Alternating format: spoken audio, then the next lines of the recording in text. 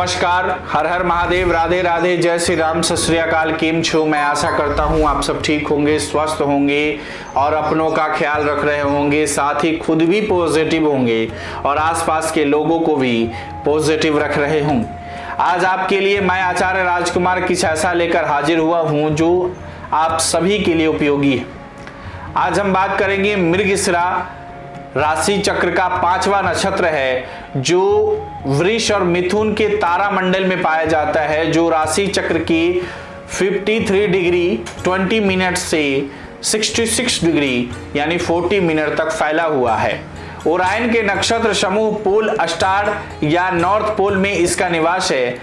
यह नक्षत्र वृष राशि में 2 चरण तक यानी 23 डिग्री 20 मिनट से लेकर 30 डिग्री तक और मिथुन राशि में 0 डिग्री से लेकर 6 डिग्री और 40 मिनट तक फैला हुआ है। यह नक्षत्र मृग के शीर्ष के 3 तारों से बना हुआ है। यह नक्षत्र समूह आकाश में नई संभावनाओं को खोजने और नए संबंधों के निर्माण के लिए प्रसिद्ध है। इस नक्षत्र के प्रथम 2 चरण वृष राशि में आते हैं और उसका स्वामी शुक्र है और शेष 2 चरण मिथुन राशि में फैले हुए हैं और इस राशि का स्वामी बुध है। इस नक्षत्र का स्वामी गतिशील या डायनेमिक ग्रह मंगल है। इनका मूल गुण रजस अर्थात सक्रियता और द्वितीय और तृतीय स्तर पर तमस है। मृगशिरा का देवता सोम यानी चंद्रमा है जो रहस्यमय अमृत का पान करते हुए दिव्यता और आलोक प्रदान करता है। मृगशिरा का मुख्य प्रेरक तत्व है मोक्ष। नक्षत्र का इसका आकार क्या है कि मृगशिरा का शाब्दिक अर्थ है मृग का सिर और मृग का अर्थ है हिरण और शिरा का अर्थ है सिर। मृगशिरा का दूसरा अर्थ है खोज। यह खोज भौतिकवादी या आध्यात्मिक दोनों ही हो सकती है। मृगशिरा का एक और अर्थ है कि नई यात्रा शुरू करना या प्रकटीकरण। भगवान श्री कृष्ण का भी इस नक्षत्र से गहरा संबंध है और वे भगवत गीता में कहते हैं कि महीनों में मैं मार्गशीर्ष हूँ और वर्तमान कलयुग का आरंभ मृगशिरा में महाविषुव या वर्नल इक्विनोक्स से होता है। कई प्राचीन विज्ञानों में भी लिखा है कि उत्तरी ध्रुव से दक्षिणी ध्रुव और दक्षिणी ध्रुव से उत्तरी ध्रुव में पृथ्वी के स्थानांतरण के कारण भारी प्राणी वैज्ञानिक या रेडिकल जियोलॉजिकल परिवर्तन घटते रहते हैं और नए विकास की चेतना का प्रादुर्भाव होता है। यह भी मान्यता है कि जो पिछला अंतरिक्ष में परिवर्तन आया था या ग्लोबल फेनोमेनन जो चेंजेज आए थे उनका संबंध वर्तमान युग से है और जिसका प्रारंभ मृगशिरा नक्षत्र में हुआ है। भगवान कृष्ण भगवत गीता में यह भी कहते हैं कि इस ब्रह्मांड का आरंभ और अंत मेरी सत्ता के कारण ही होता है, इसीलिए मैं अनश्वर हूँ और नित्य बना रहता हूँ। कदाचित वे इसी तत्व की ओर भी इंगित कर रहे थे। इस नक्षत्र समूह के साथ अनेक शुभ प्रसंग और कहानियां जुड़ी हुई है। शिव पुराण में लिखा है कि शिव की पत्नी उमा का जन्म इसी नक्षत्र समूह में हुआ था और बाद में उनका विवाह भी इसी नक्षत्र समूह में हुआ। मृगशिरा नक्षत्र का स्वामी चंद्रदेव अर्थात सोम है जो अमृत का प्रतीक है, जिसे उन लोगों के बीच बांटा जाता है जो पूजा प्रार्थना यज्ञ और योग करते हैं।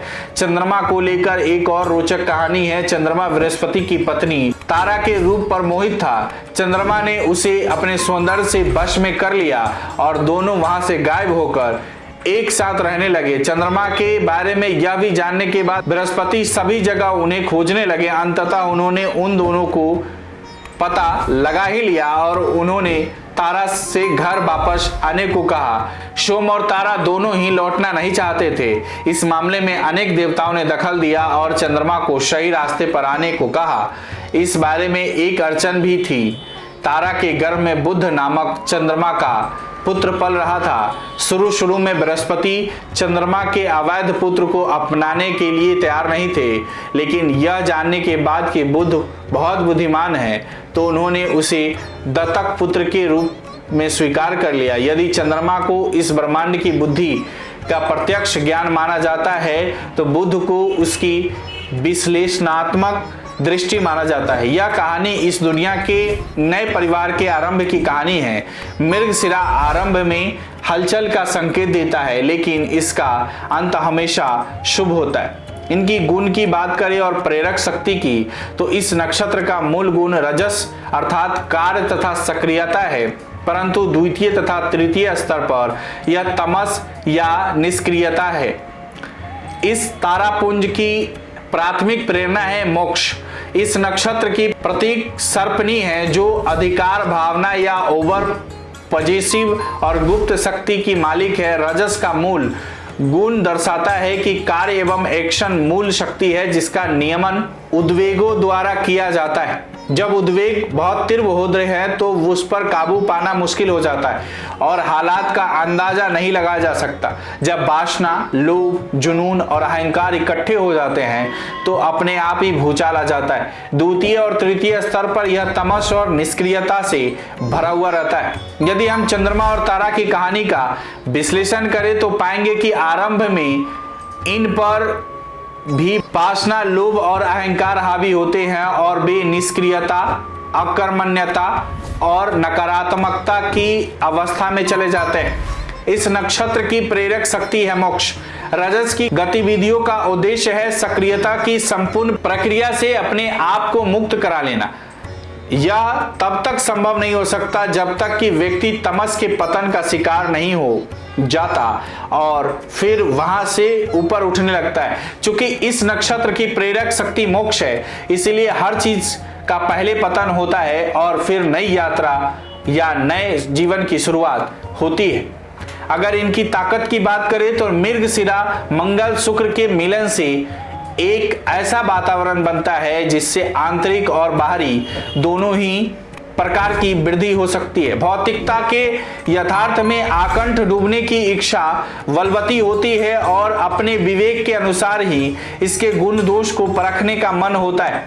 व्यक्ति के जीवन पर जायदाद का जो सांसारिक प्रभाव पड़ता है उसे समझना और उसकी परख करना बहुत जरूरी है। जो लोग इस नक्षत्र में पैदा होते हैं उनमें संग्रह की प्रवृत्ति बहुत प्रबल होती है, साथ ही इस सांसारिकता से बाहर निकलने का आवेग बहुत गहरा होता है और इस मृग तृष्णा के मूल तत्व को समझने की इच्छा भी बनी रहती है। यही कारण है कि बहुत जल्द ही सांसारिकता से उसका मन उचट जाता है और वे आंतरिक समाधान की खोज में जुट जाते हैं। समय के साथ साथ माया और भ्रम की धुंध साफ होने लगती है। मृगशिरा मंगल बुध व्यक्ति को अपनी विचार प्रक्रिया में भेद करने के लिए प्रेरित करते हैं और उनके सामने उनकी भावी योजना का खाका स्पष्ट रूप में सामने आ जाता है। व्यक्ति भावी योजनाओं में ही खोया रहता है और अपनी सारी शक्ति अपने विचारों का महत्व समझे बिना ही नष्ट करने पर तुला रहता है। मंगल और बुध का मिलन उसकी कमियों को दूर करने में उसकी मदद करता है और मृगशिरा के कारण उसकी सकारात्मक शक्ति भी बनी रहती है ताकि वह अपने लक्ष्य को हासिल कर सके।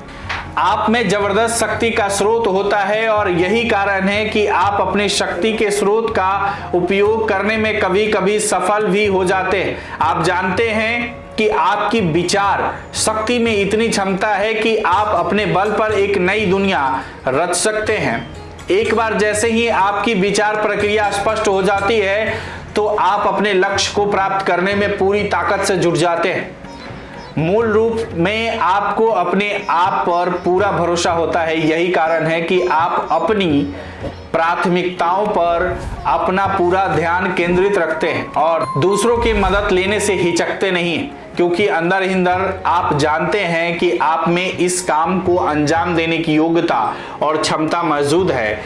एक बार जब आप अपनी मंजिल पा लेते हैं तो आप उन तमाम दूसरों की मदद करने के लिए भी तैयार हो जाते हैं जो ऐसे काम में आपकी मदद चाहते हैं। आप में कुछ ना कुछ नया करने की इच्छा प्रबल रहती है। आप में गहरे असंतोष का भाव बना रहता है और बिगड़े हुए हालात के कारण भ्रम की स्थिति भी बनी रहती है। इसलिए आपकी पूरी शक्ति बिगड़े हुए हालात को सुधारने में लगी रहती है। अपनी अंत प्रज्ञा को आपको यह मालूम होता है कि द्वंद्व की प्रक्रिया से गुजरने के बाद सार्थक जीवन जिया जा सकता है। एक बार आप अपने लिए मार्ग खोज लेते हैं तो आप उन लोगों की भी मदद करने के लिए तैयार रहते हैं जो आपके लिए महत्वपूर्ण होते हैं। आपकी कमजोरी की बात करें तो आपके व्यक्तित्व का नकारात्मक पहलू यही है कि आप भोग विलास में आकंठ डूब जाते हैं। अगर आप इस रास्ते पे चलते रहते हैं तो आप अधिकाधिक सुख पाने के लिए ललायित रहते हैं, जिसके कारण आपका जीवन अस्त व्यस्त हो जाता है। आंतरिक मोह इतना गहरा हो जाता है कि वह आपके लिए समस्या बन जाता है। बहुत संवेदनशील होने के कारण आप छोटी छोटी बातों को राई का पहाड़ बना देते हैं। कभी कभी आपकी चंचल वृत्ति भी आपके लिए गंभीर समस्या पैदा कर देती है। सुख की कामना आपके लिए मृग तृष्णा बन जाती है। आपके पास जो कुछ है उससे आप असंतुष्ट रहते हैं और अधिक से अधिक पाने के लिए व्याकुल रहते हैं। भौतिक आसक्ति आप पर नकारात्मक असर डाल सकती है।